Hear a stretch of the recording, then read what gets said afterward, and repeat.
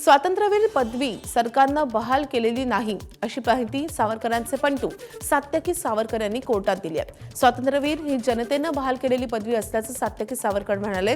पुणे येथील विशेष MPML कोर्टात राहुल गांधी यांच्या विरुद्ध सुरू असलेल्या मानहानी प्रकरणाची सुनावणी पार पडली आहे।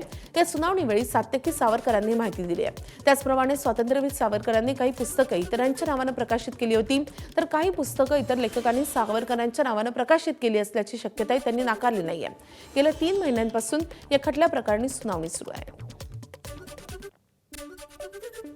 सरकारने नव्हे तर जनतेने उत्स्फूर्तपणे सावरकरांना स्वातंत्र्यवीर म्हणायला सुरुवात केली। जसं सुभाषचंद्र बोसांना नेताजी म्हणत, गांधीजींना महात्मा म्हणत, तसंच सावरकरांना स्वातंत्र्यवीर हे जनतेने बहाल केलेली उपाधी आहे।